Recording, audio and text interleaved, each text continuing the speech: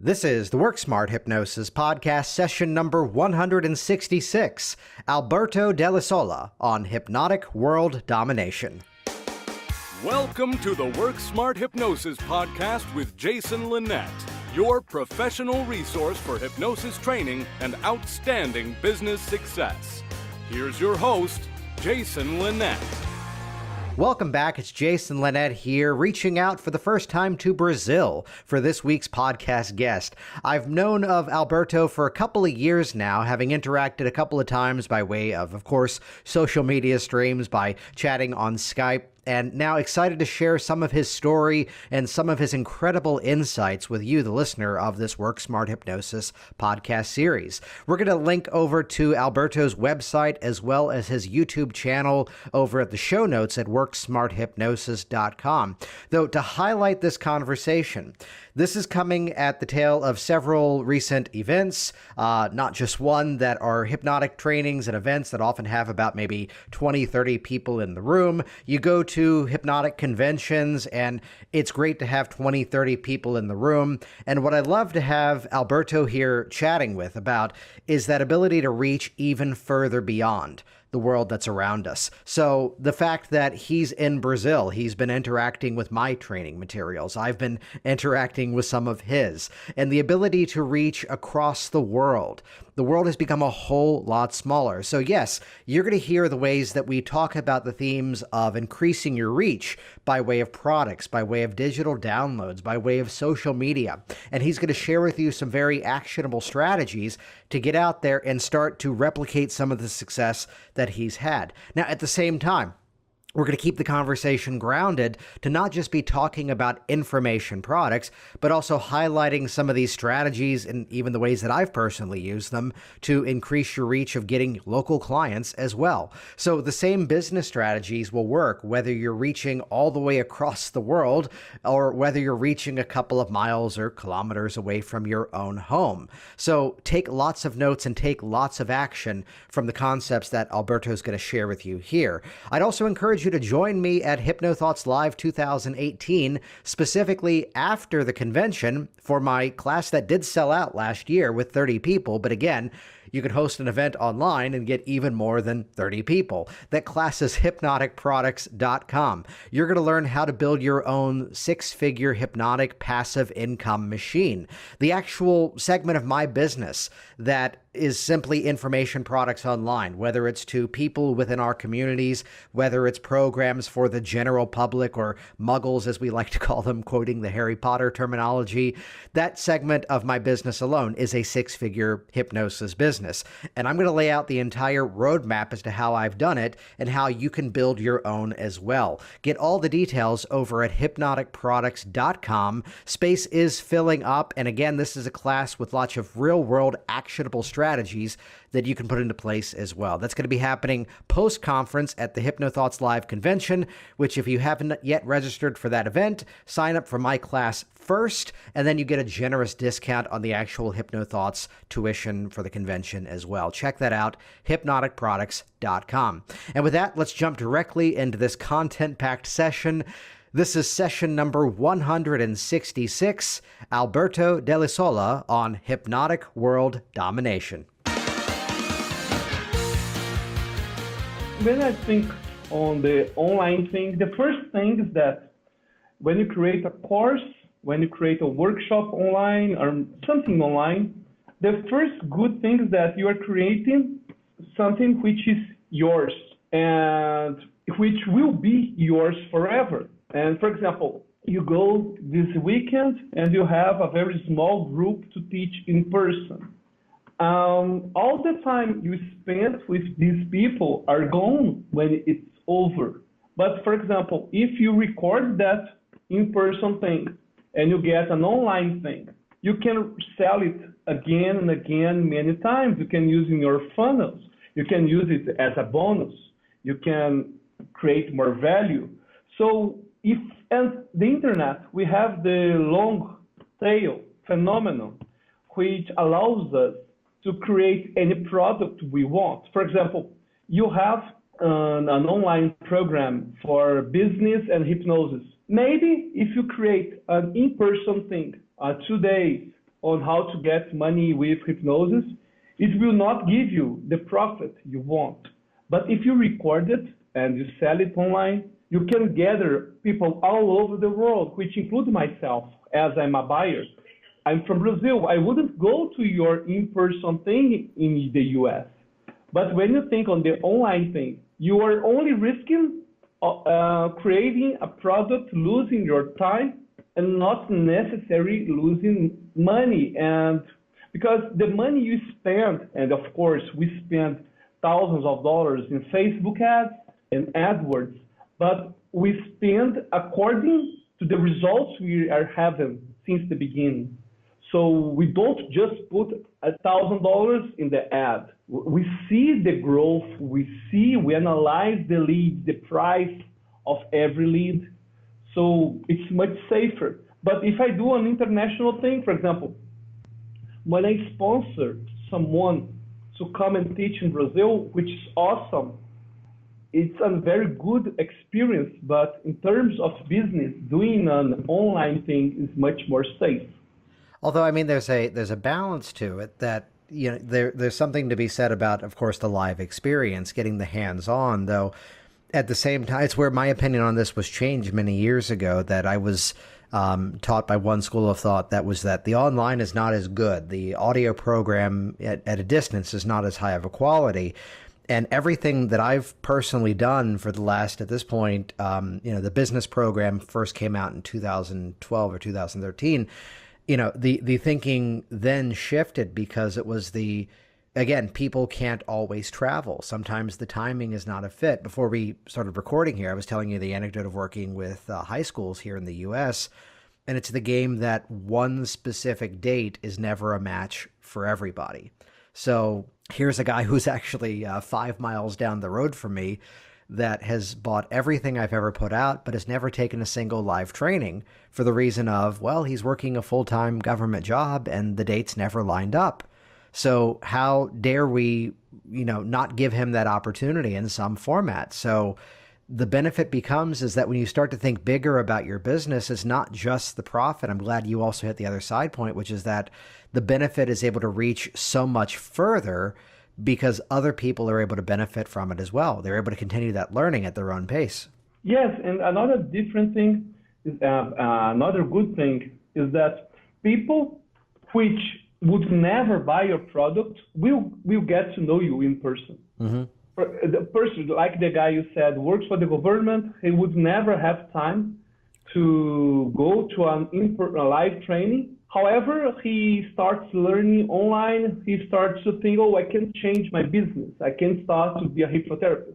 And he can even change his lifestyle and he can become a student of yours in person, become someone that you can mentor or something like that.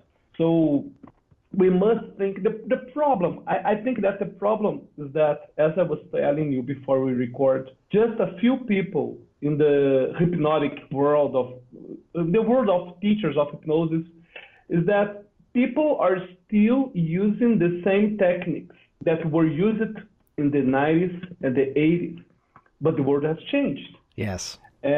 What happens is that there are many big names which are very famous, which are getting unknown for the new generation. There's a guy that I admire a lot and knows a lot of NLP, hypnosis, and everything. And I really wanted to buy his things. I want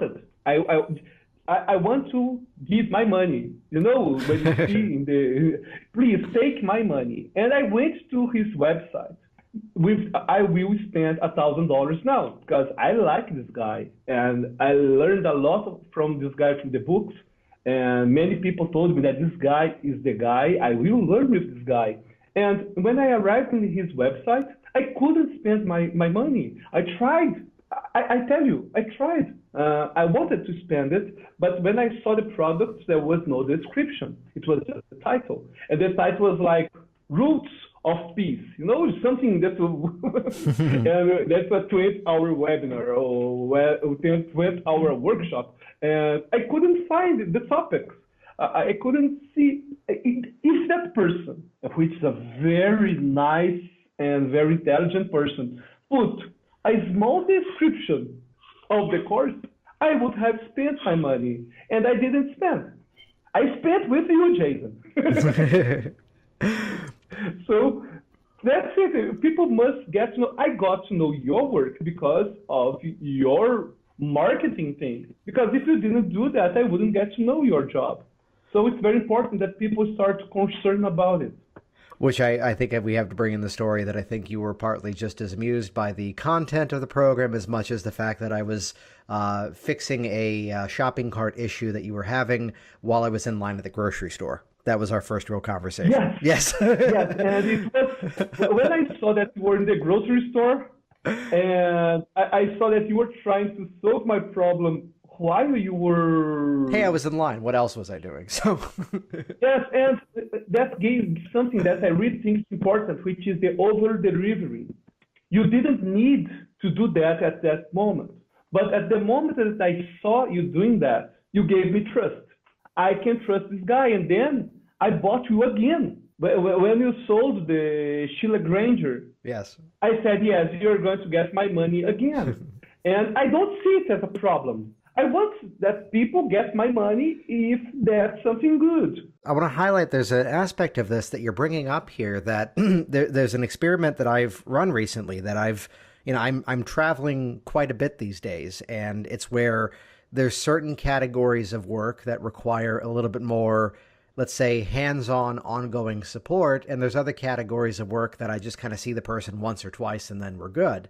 So in a recent redesign on Virginia Hypnosis, if you go to the homepage on that site, it just smacks you right away with this big old banner of the one issue that I want to work with the most with.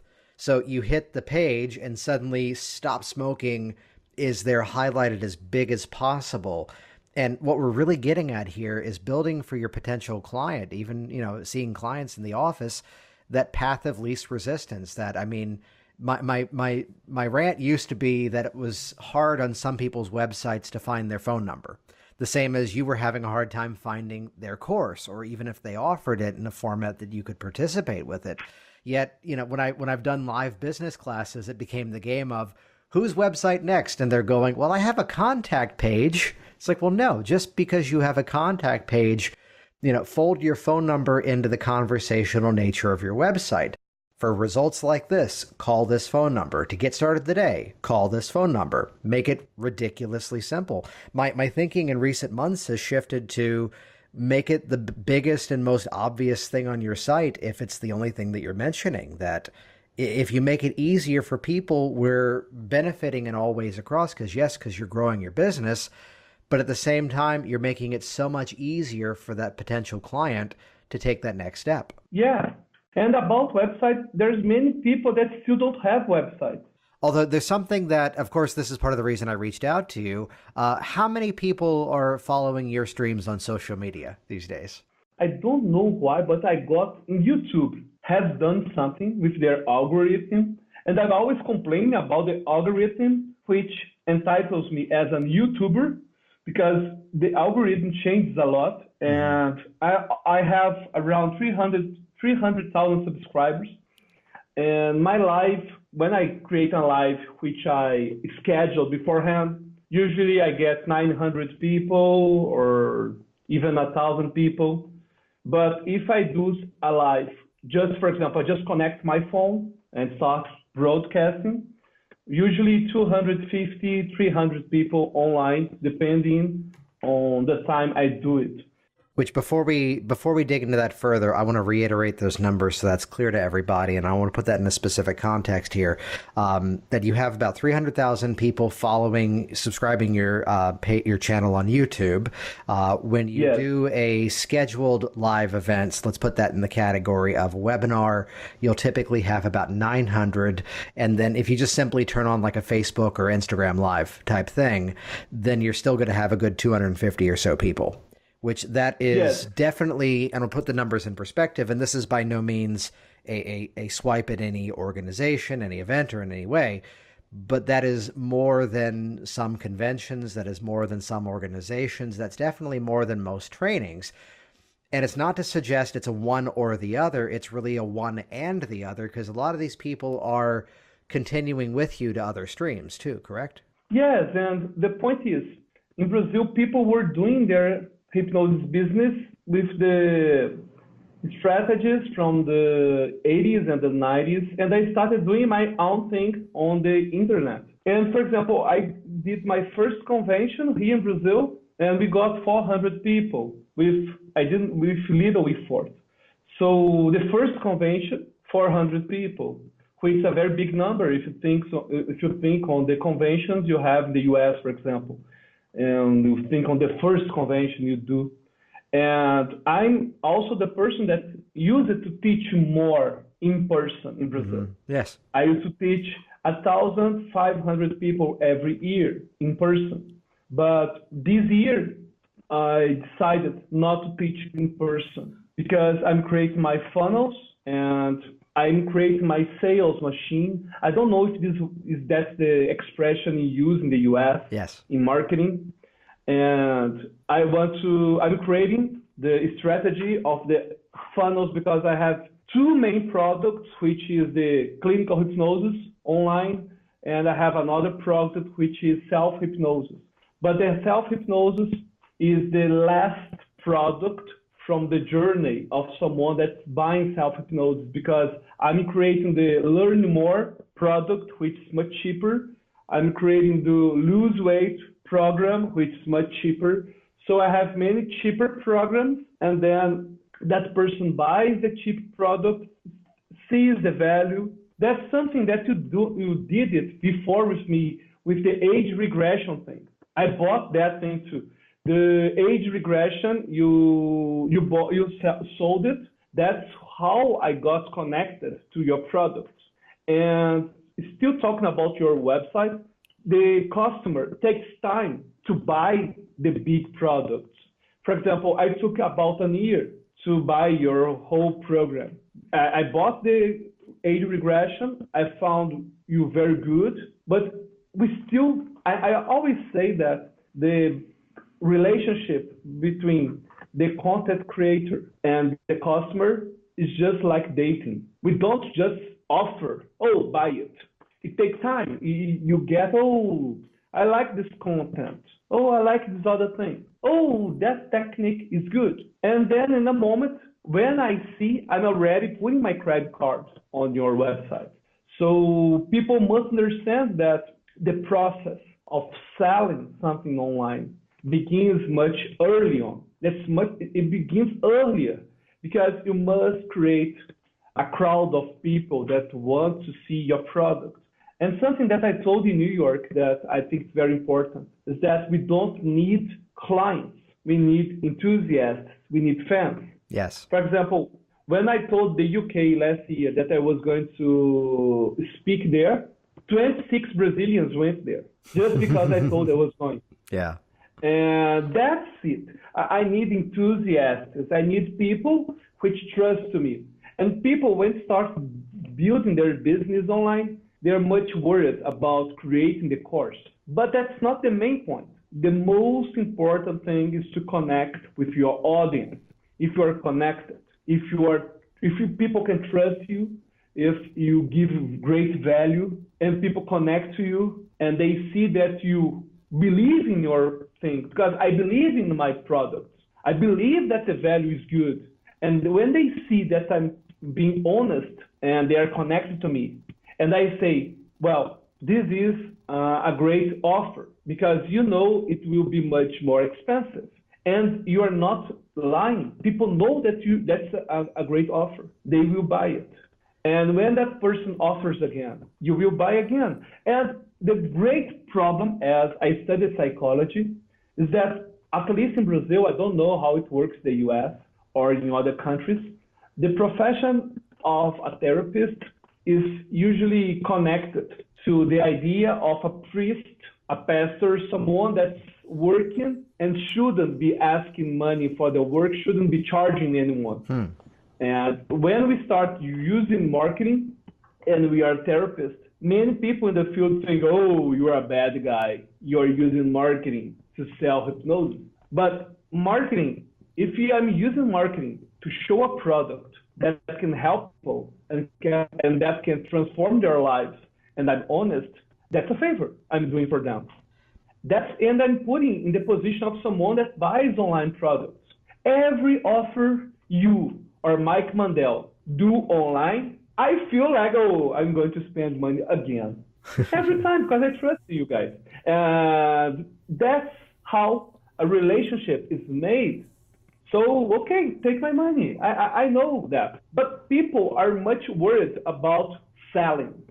Well, there's something to be said that if you're selling properly, you're solving a problem. And it's where the sales process easily stops when the person in front of you is not the ideal prospect, when they're not the one who's going to be the one to appropriately get it. So, they're going to stop reading the website. They're going to turn off the online video.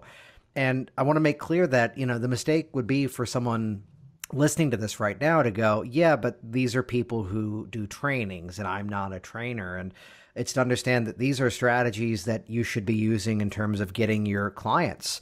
If you go to my virginiahypnosis.com website, there is a tripwire product called Take 10 to Relax. So similar to the way that I spun off the age regression course as its one-off thing, here's this 10-minute stress relief self-hypnosis session that I sell for like $10 on the website. And just simply having that on the page brings in a decent amount of money, about $200 a month, which I'm not going to, complain about that. It's not as much as other things that I do, but still, hey, there's one of the grocery trips to spend my time standing in line and chatting with you. So here's the experience, though, that because that's there, it's bringing in some income. But more importantly, it's also giving people an experience. And what I've found is just through some, more anecdotal testing of that, the people who are paying the $10 for that are actually listening to it, when it's kind of shameful how many people opt into a free thing and never touch it. So the people that are buying it are actually using it, are finding value, and there's a polite recommendation to say, for more like this, call the office and we'll do your phone consultation and get started today. So I'm using that as an experience, to use your metaphor as well, to build that relationship, get people to get that, the first date, as it were, and then choose to go further in that relationship. So this works whether it's training, this works whether it's getting clients. Yes, and besides, for example, people, I know, for example, dentists and psychologists, which are not teachers, but they have a blog and they create their blog, they create their posts, and they are very informative. And they have a huge number of people which are reading to their posts. And when someone from the readers need to think about a dentist, they would think on the dentist of the blog because they trust them. So they might not have bad teeth, but if someone asks, oh, I know that famous dentist lives in your town. So that's the branding.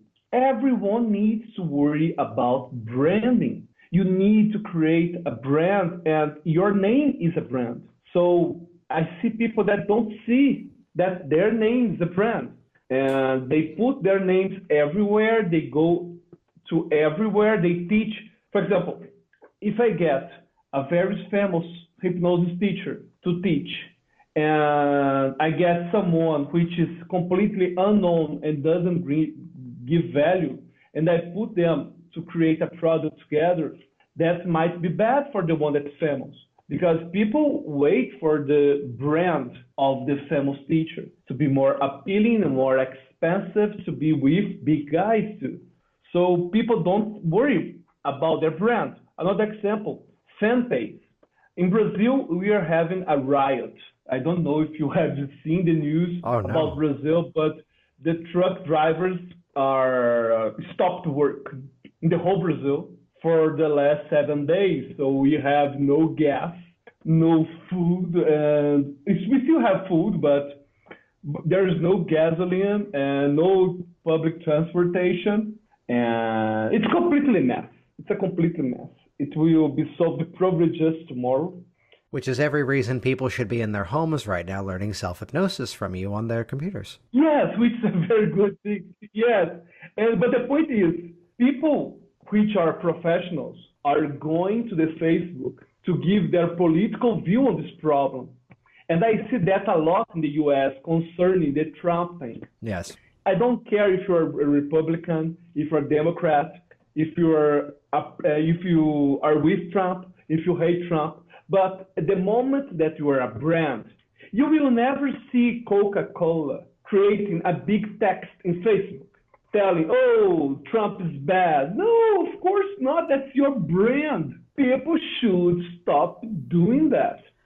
Your Facebook is reached thousands of people, and a client may be connected to you because of many reasons.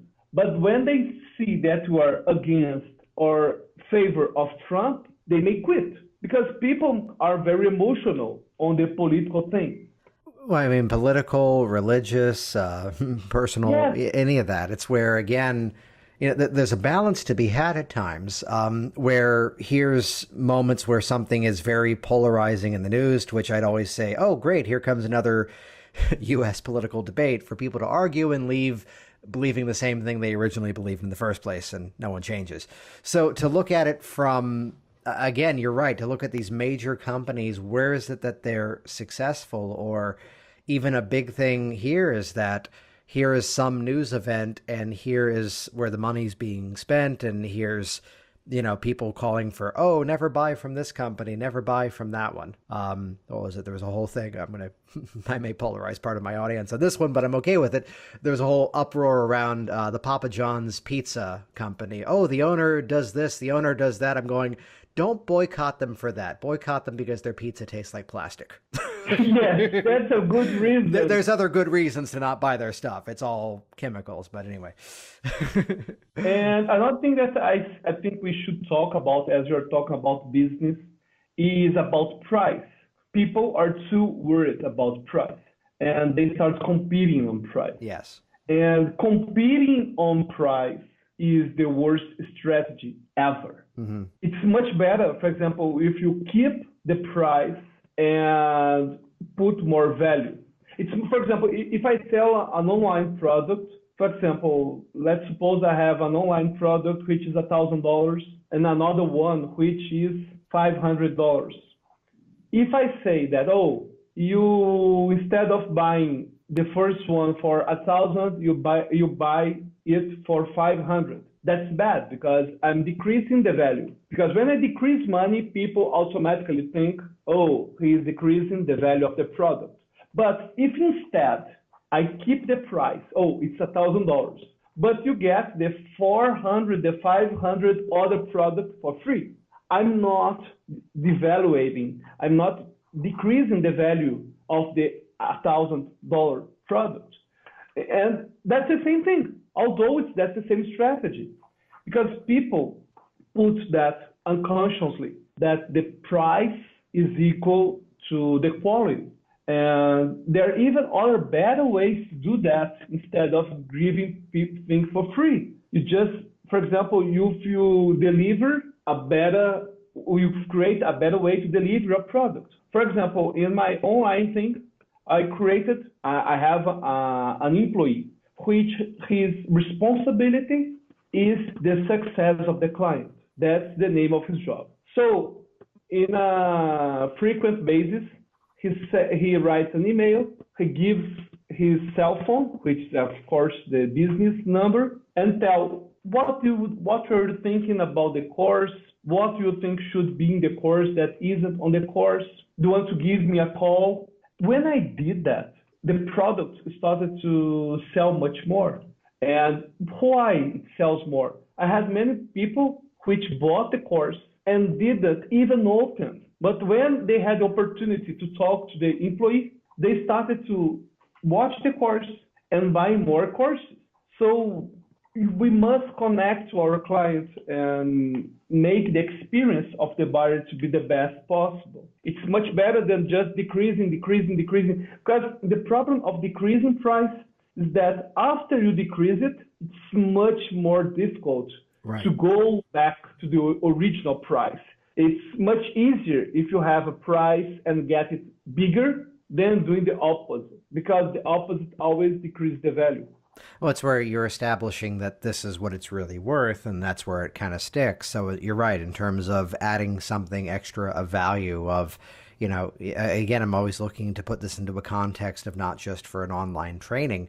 I do this with my live sessions. Now, the feature becomes, let me add in as a bonus, politely something that I'm already giving you, but now I can talk about it. So perhaps similar to the school of thought of like Melissa Teer's anti-anxiety toolkit, some of the techniques that like Carl Smith, Kevin Lay would often do as well. These sort of rapid change strategies that, I brand under the title of self-hypnosis techniques you can do anytime, anywhere, and nobody knows you're doing something. So it's things that I'm teaching you along the way. So it's really where over the years, I've consistently raised my session rates with my clients. I've only ever raised it when my schedule was booked full about a month or two in advance, and I needed to do something to try to, reduce that client load. So nowadays, the actual session income is rather high, and I've really not added anything new to the process other than the fact that, yes, the more I do it, I get more skilled at it and get more efficient at it. Yet really, in terms of qualifying that different price, if anything, it's just highlighting what we were already doing. In addition to the live work, I'm going to teach you this so you build that independence within yourself rather than a dependence back upon me, which that's what I've been doing since day one. Yet again, it comes to increasing the value for the person and really demonstrating that value, then of course solidly delivering that value too. Yes, and the problem is that many times we do something which I think is bad, is that we create more value, but we don't show the client that is an extra value, and the client thinks that's a privilege. Explain that. What do you mean by that? For example, I had live sessions, and I said that every client could get, because one way I was using to get more clients was to have a workshop of anxiety or stress with many people, like which were prospects for the live session. And I said that my clients could go for free in those workshops. And the client didn't have the agenda available to go to the workshop. And instead of thinking, oh, he's giving that workshop for me as a bonus, I didn't buy it. The person says, oh, I need a discount because I can't come to the workshop. And then I saw that's a bad thing, because in the moment that I sold the live session, I gave the impression that the process included the workshop. And that's a bad thing. So what I say nowadays that, oh, you got this, but I will give you as a bonus. You don't need to buy it. You don't need to pay any extra. You will get an anxiety workshop. So if the person can't go to the workshop, that's not a problem. But if beforehand, and look, that's the same thing. But psychology speaking, that's completely different. Because when I just show the person, oh, you are getting this live session, you're getting the workshop, and you can have my personal number, and we can have a mentoring on Skype. If I just put them together with the price of the live session, that person thinks that she's buying a bundle. I'm buying the bundle of all those things. But if instead I say, oh, you're just getting the live session, but I will give you as a bonus for free, no cost, that's a bonus. You will get this and this and that. Although for me, it's the same thing. In the perspective of the client, that's completely different. There's an anecdote around that I'm forgetting who it was and I don't, I'll generalize the story here for obvious purposes because I don't believe the story is actually true. But it was the legend that someone was giving out a blank CD as their stop smoking reinforcement audio program. And the phrasing was, you give it out with the intention of, here, use this at home, though you're not going to need it based on how well you did today. And the legend was that the audio program, the CD, was blank. And the premise was that, oh, if they called up and said that the audio was blank, it tells me I need to up my game during the sessions. which I don't fully buy that story, to be quite open, and someone give me the evidence to prove otherwise if you know my specific reference here. But what I'm getting at, though, is that, from that legend, it did build a style of how, I tell my clients that, and I actually put it towards them as a benefit, that the reason that they're paying online in advance is it allows us to spend 100% of our focus together on just the change process. That, not to say that the project is magical and delicate and easily offset, but if we have to spend our last 5 minutes together playing the game of, no, try this card. Okay, no, try this card. Okay, we'll put half on this card and half on the other. It's not the energy to leave the process with. So the fact that the business is taken out of the way, and anything that I have that's appropriate to share with you is just going to be a bonus inside of it, that other than if there's ever a reason to add extra work, I'm not selling you anything during the process. Yes, because I do a lot of business networking. Yes, because I know a lot of people in the area. There suddenly does become the moment where someone expresses a problem and I'm going that, oh, you have a lot of used books in your home that you're wanting to unload. I can do hypnosis with you for that, though here's someone I know and that's her business. Call her. And I could just share the specific reference. Or I had someone years ago that was going, well, we're trying to downsize and we're trying to sell our home and buy a condo, but we'd like to try to do it all in one pass. And I'm going, I know a previous client that's exactly what she does. Would you like her number? And, I'm sharing the referral, but in the guise of, hey, here's someone I know, as opposed to saying, oh, she came to me for this issue, so keeping it just on a professional level. But it's where if I'm providing the bonus resource, it's kind of in that same respect to go, yeah, here's my stress relief program, though the greatest feedback you can give me from this is not that you used it every single day at 12 noon. It's the fact that you listened to it once and went, yeah, I get it. I can do that on my own now. So building that independence again within the individual rather than that dependence back upon us, the process, or even the product. It's the whole, this message will self-destruct mechanism. It doesn't matter what you do, but if you don't understand how to sell your product, you're not going anywhere. Mm-hmm. Because there is a myth which says that if you're good enough, word of mouth will spread your work. And that's bullshit. Yes. That's not true. Because you can be the best one in the field and nobody knows you. And when I finished psychology, I didn't know how to open an office. I didn't know how to hire an accountant. Yes. I didn't know the fees. I don't know how it is in the US, but when I graduated in psychology, I didn't know anything about my business.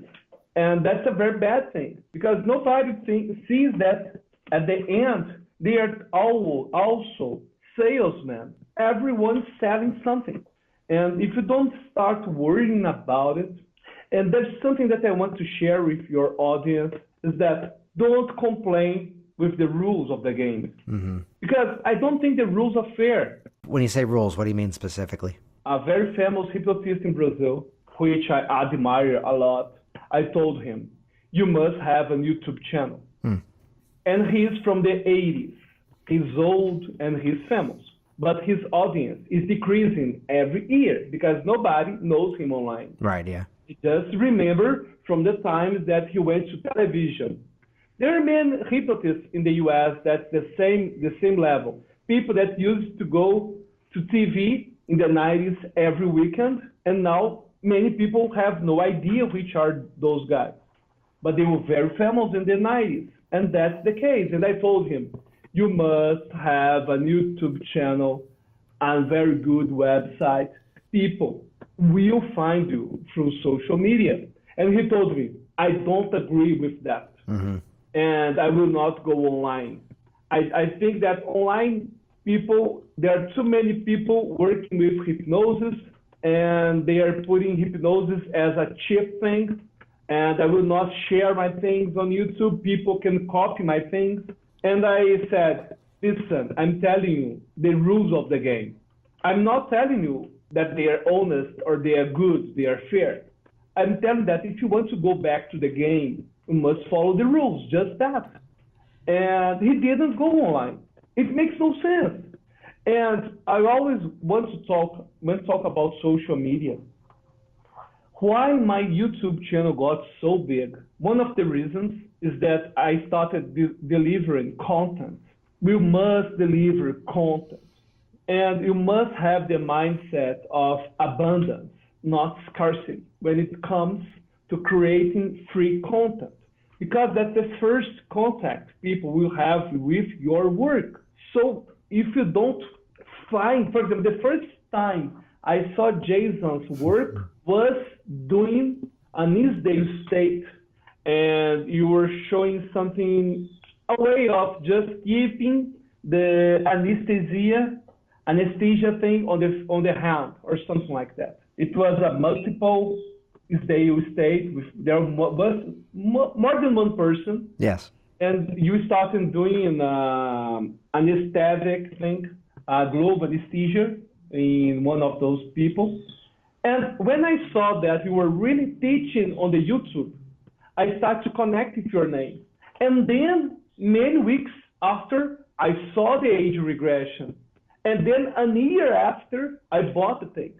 So if you didn't put that YouTube video, we would not be talking now in the podcast. So I think that people, for example, in the UK, I talked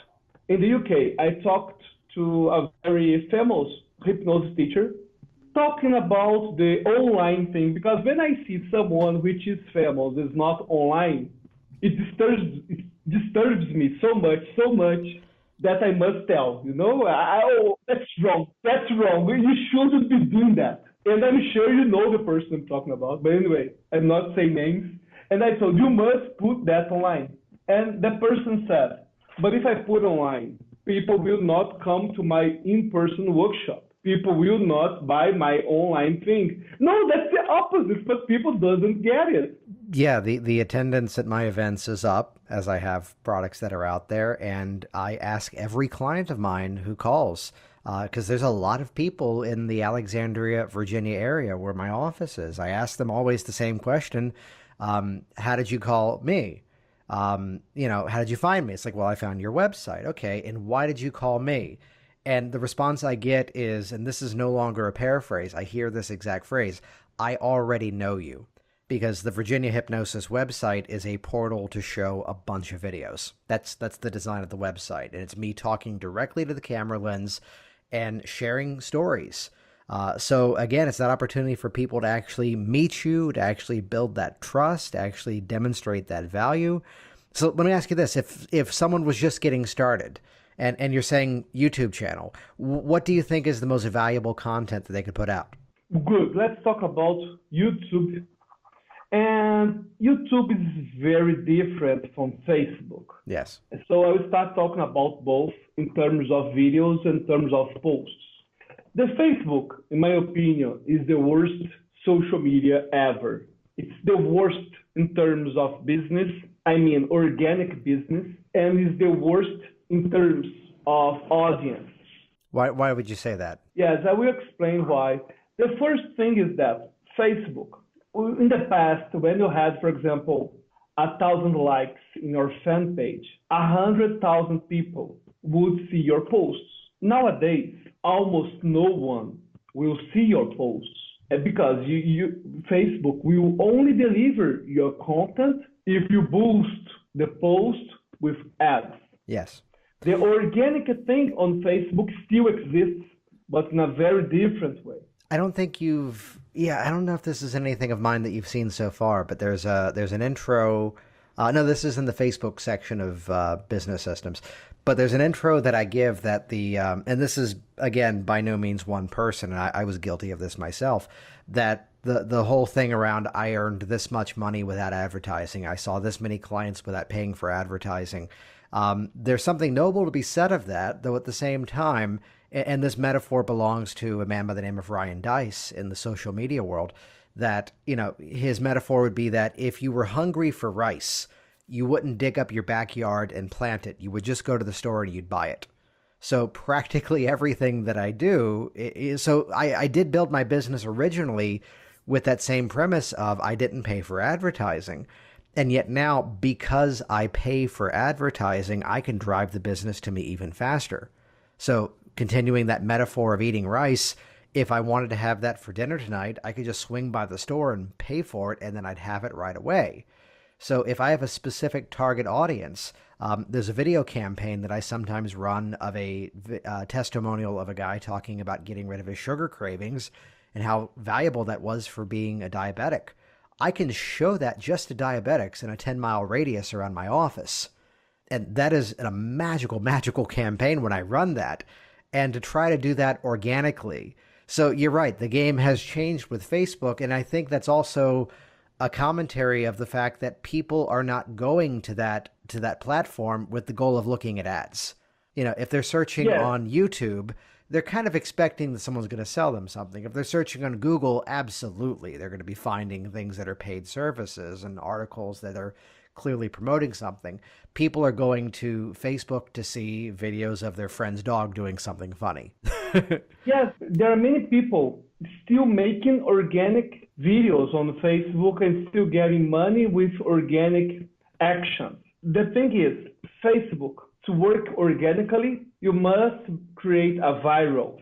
And when I talk about very viral, of course, I'm talking about small cats, like you're telling, or cute cats, cute dogs, or babies, which will always be number one, but also about small videos which can connect to people. For example, when the Laurel and Yanni thing started, yes.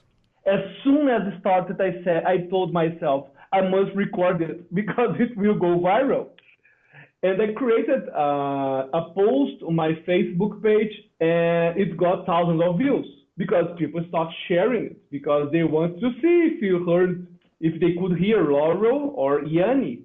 Although I can't believe people listen to Yanni. When I saw my wife and she told me she listened to as Yanni, I got completely mad at the point. But anyway, the point is, Facebook, you must create something which is viral. But of course, I'm talking about organically because Facebook is much better to sell than YouTube. You don't sell on YouTube, you create a fan base on YouTube.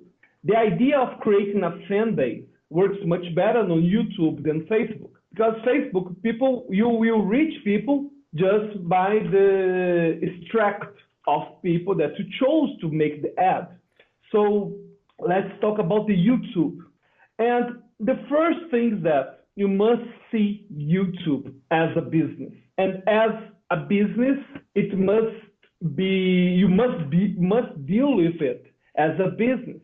So you must create a lot of effort in the beginning, and you take time to get rewarded for that effort that you put in the beginning. And the first thing is that you need a fixed schedule. People that listen and that watch YouTube, they are usually connected to the broadcasting idea.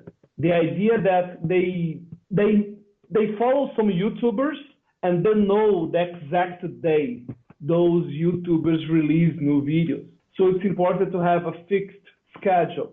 And you also must create a good thumbnail.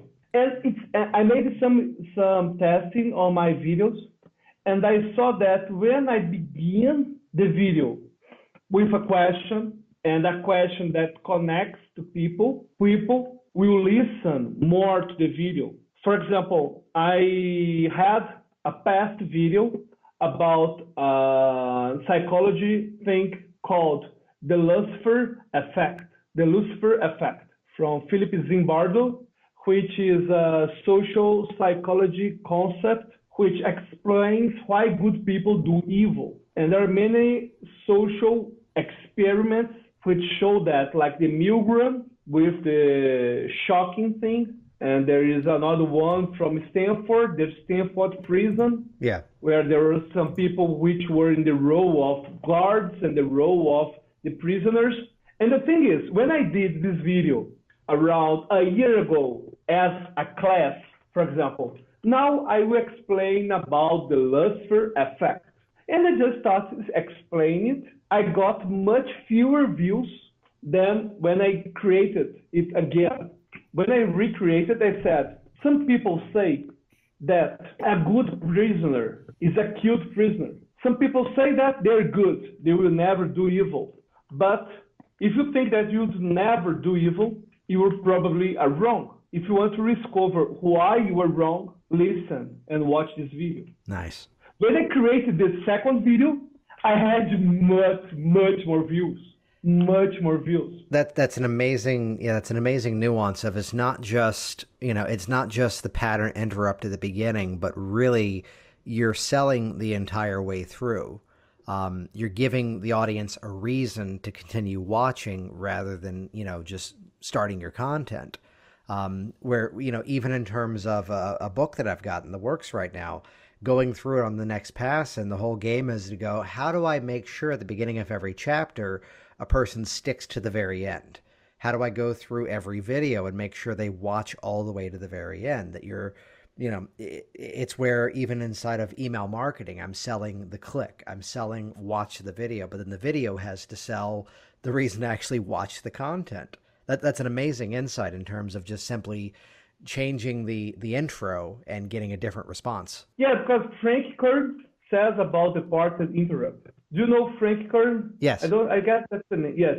He talks about the part that interrupt, but I made some experiments and I saw that if I really deliver in the beginning the reason people will watch it, and I've written some books in Brazil, and something really annoyed me because I have 3 books which went bestsellers in Brazil, but the first one, which is called Bright Minds, Mentes Brilhantes, which is called Bright Minds, sold 3 times more than the other books. It would be good if that wouldn't be the book I don't like. My book that I don't like sells much better than the books that I think that are better. And that always drove me mad because I used it to think that I was getting better into writing. The books were more appealing to me as a buyer, but they were getting less appealing to the public. Yes. Because I stopped connecting. And when I saw the difference, the Bright Mind teaches less techniques, but has better stories. So when I start, for example, I am a Brazilian memory champion. I use it to memorize decks of cards and go to the TV blindfolded. I went to the World Memory Championship. So I used to do this kind of demos very frequently. And sometimes I still go to the TV to memorize a deck of cards or something like that. And the first book, The Bright Mind, I just begin setting something like that. Well, I've forgotten many names, many faces. You might not believe, but there was a day that I went to college. I went there with my car, and I came back by bus. I forgot completely that I went there by car the first time. And then at the moment, and now I am the Brazilian memory champion. If you want to know what changed, keep reading. And that paragraph made me sell 100,000 copies. I love it. Yes, and that's the point. We must think as when we create content. And that's very hard to do that sometimes because we must understand that if the content is very good, it might not be enough. But it's also, taking the content and it's by changing the framing, it's presenting the real value that it's going to have, which does expand the audience too. Yes, but there's something that really disturbs me and keeps disturbing me is that when it comes to books, when it comes to YouTube videos, I used to think that people were looking for content, but no, they're looking for entertainment. And they want the content through an experience. So it's not just standing there and telling the story. It's then telling the story in a way that, again, is the metaphor that I use, is that you're always selling. You're selling the next step of the journey. Yes, and that's very difficult because when you put it, the more you put the video more appealing to the public and more entertaining, you usually give less content. Mm-hmm. And as a creator, you must start to balance those two things. The real takeaway from this that I want people to hear is that you're clearly someone who's testing what you're doing. You're figuring out what's working. How do I present this message? And the story of repurposing something in such a way that, such a way that now you're reaching a bigger audience by listening to what people's feedback were. And their feedback isn't just the words they're using.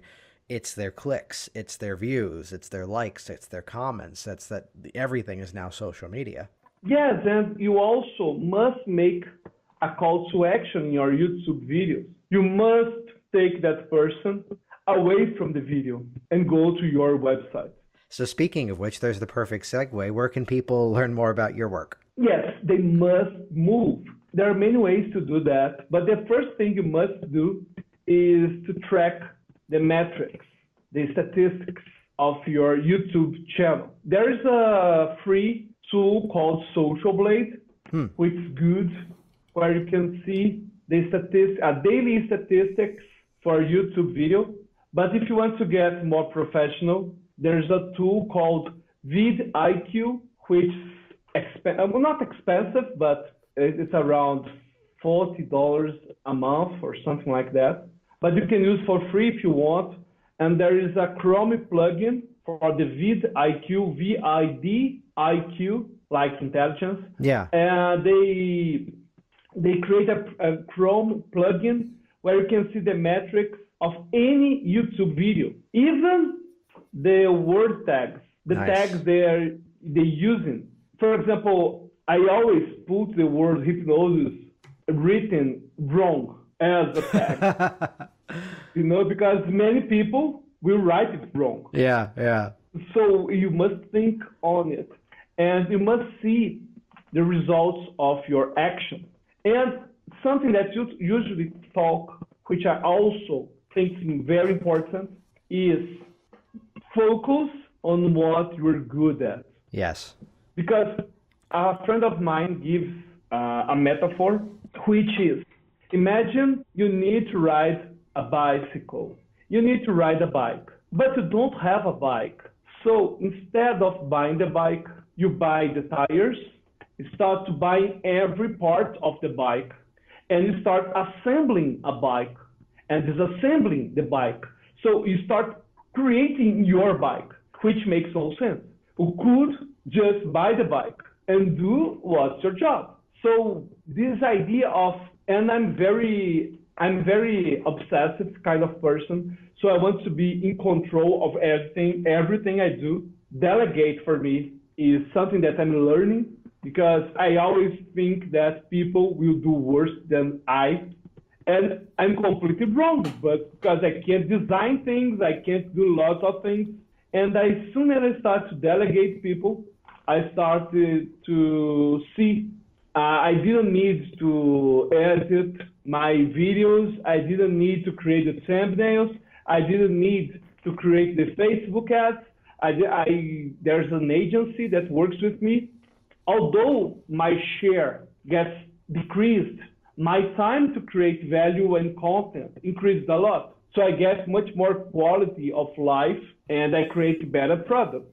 So it's important that people stop learning HTML or WordPress, because I was in the beginning studying all these, I was studying WordPress, and then I started learning so much about the creating a website that I saw that I had no time to study the hypnosis. I had no time to... That's the value of the outsourcing. Learn the aspect of this is what you should be focused on, as opposed to trying to be the Superman syndrome of doing everything. Yeah, that's completely wrong. And the problem is that people get paralyzed because they see that they can't create the website alone. They can't edit the videos alone. So they get paralyzed and their business just don't start. Mm-hmm. And something that I saw on your workshop online, which I like, is record the video anyway. Yes. You just get the video and record it. See how it goes. Deliver it to your audience. It doesn't need to be a perfect video. Just deliver it. Yeah, the more imperfect my videos, the better people respond. Now, it's interesting because with Virginia Hypnosis, the more I'm blue shirt, purple tie, the better it works there. Work Smart Hypnosis, the more I'm in a black t-shirt and cursing, I do better. So it's a different audience from one to the other, but there's a meshing of styles that's slowly happening from one to the other. This has been great. I'm sure we can go all day on this, though we're coming up on time. But Alberto, where can people find out more about your work online? Well, I have the YouTube channel, which is youtube.com/supermemoria, like super memory, SUPERMEMORIA, supermemoria.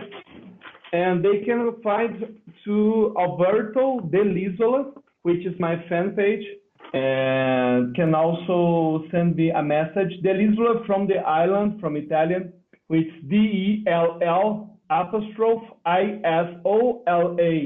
And just send me a message, and it'd be great to talk about hypnosis, marketing, and everything.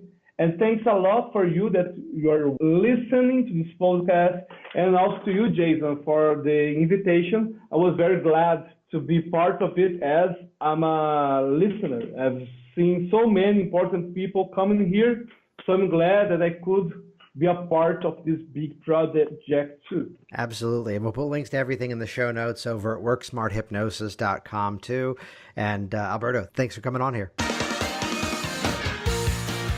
Jason Linett here as always, and once again, thank you so much for interacting with this program, for sharing it on your own social media streams and leaving your reviews online. Once again, head over to worksmarthypnosis.com to get the links over to Alberto's website and massively populated YouTube channel. And once again, join me at Hypnotic Products. This is my 2-day post-convention offering at the HypnoThoughts Live Convention. Check that out at hypnoticproducts.com. You're going to learn how to generate, design, launch, and build and profit from your own passive income streams. Hypnotic World Domination. Check that out at hypnoticproducts.com. Thanks for listening to the Work Smart Hypnosis podcast at worksmarthypnosis.com.